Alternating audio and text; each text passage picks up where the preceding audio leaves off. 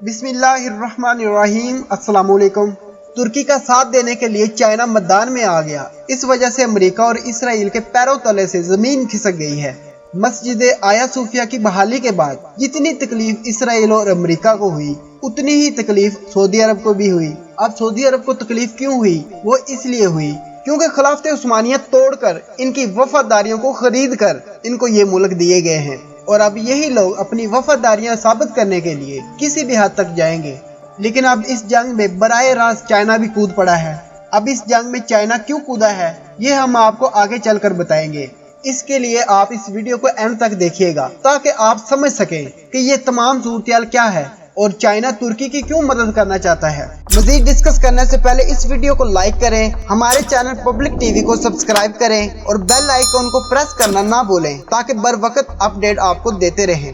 सबसे बड़ी बात ये कि आया सूफिया मस्जिद में इमाम साहब ने अपने हाथ में तलवार पकड़ी हुई थी। हालांकि तैयब उर्दुगान ने कभी भी इस बात का इजहार नहीं किया कि हमारा प्लान खिलाफत उस्मानिया का है, लेकिन ये एक सिंबल था कि हम तैयार हैं खिलाफत उस्मानिया के लिए। और इसके अलावा ये कि तुर्कों का जवाल का वक़्त खत्म हुआ, अब वक़्त है अरूज का। अब तुर्की अरूज की तरफ जा रहे हैं और यही वजह है कि इस वक्त दुनिया की तमाम तर खुफिया ताकतें इकट्ठी हो गई हैं और तैयब उर्दुगान को अपने रास्ते से हटाना चाहते हैं। और बड़े ही अफसोस के साथ कि इसमें अरब ममालिक भी शामिल हैं।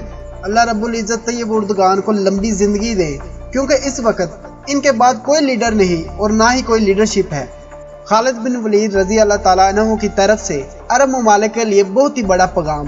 असल में ये पैगाम बुज़दिलों के लिए है, लेकिन ये अरब ममालिक के लिए भी बहुत ही फिट होता है। तो आपने फरमाया, मौत लिखी ना हो तो मौत खुद जिंदगी की हिफाजत करती है, और जब मौत ही मुकद्दर हो तो जिंदगी डरती हुई मौत से लिपट जाती है। जिंदगी से ज्यादा कोई नहीं जी सकता और मौत से पहले कोई मर नहीं सकता। दुनिया के बुज़दिलों को मेरा ये पैगाम पहुँचा दो कि अगर मैदान जहाज में मौत लिखी होती तो इस खालिद बिन वलीद की मौत बिस्तर पर ना आती। देखिए, बात यह है कि मौत तो बरहक है और वो मुकर्रर वक्त पर आनी ही आनी है। उसे दुनिया की कोई भी ताकत रोक नहीं सकती कि जब तक अल्लाह का हुक्म ना हो। जैसा कि हमारे बुजुर्गान दीन ने फरमाया है कि बुज़दिल हर रोज मरते हैं और बहादुर एक दफा ही। और जब कोई बहादुर अल्लाह के लिए जिहाद कर रहा हो तो फिर उसकी असल जिंदगी मौत के बाद ही शुरू होती है। अब चाइना तुर्की का साथ क्यों दे रहा है? सबसे पहले इस बात को आप समझिएगा कि अमेरिका और इसराइल का क्या खेल है। उनका खेल ये है कि अब वो बुनियाद रखने जा रहे हैं ग्रेटिव इसराइल की।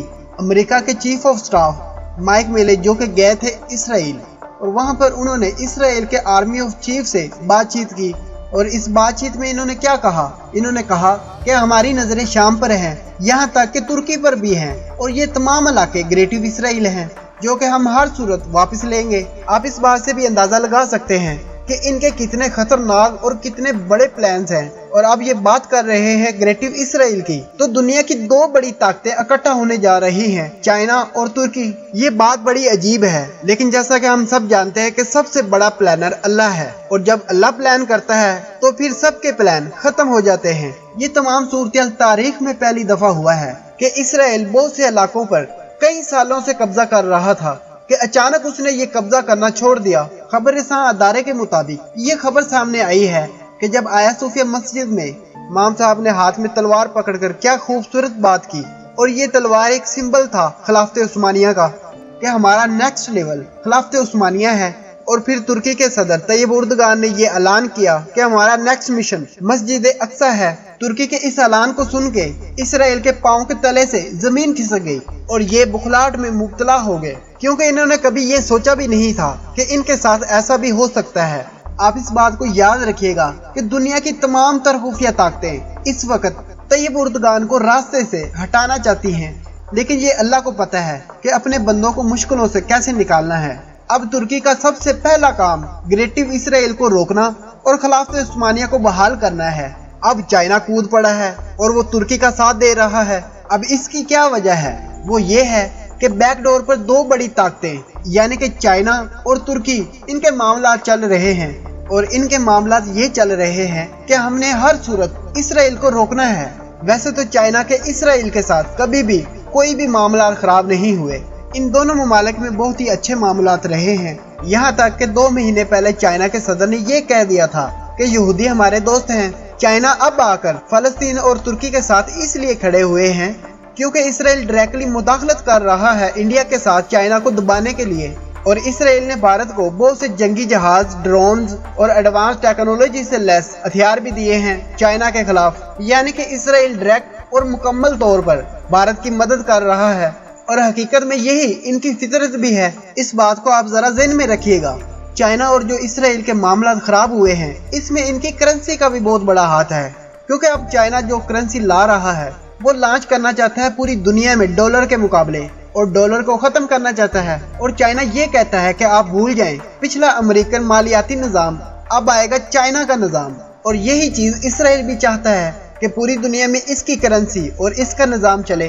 अब खुफिया ताकतों का प्लान ये है कि आने वाले वक्तों में आपको करेंसी की जंग होती हुई नजर आएगी, और ये लोग उन मुल्कों को टारगेट करेंगे जो इनके मुखालिफ होंगे, जैसे कि तुर्की।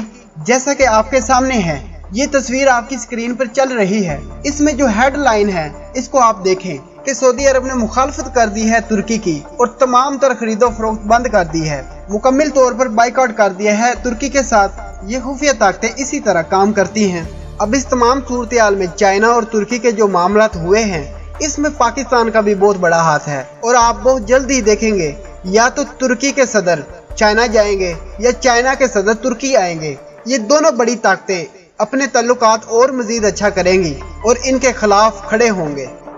अगर आज की वीडियो आपको पसंद आई है तो इसको लाइक करें, पब्लिक टीवी को सब्सक्राइब करें, बेल आइकन प्रेस करना ना भूलें और नीचे कमेंट सेक्शन में अपनी कीमती राय का इजहार जरूर करें।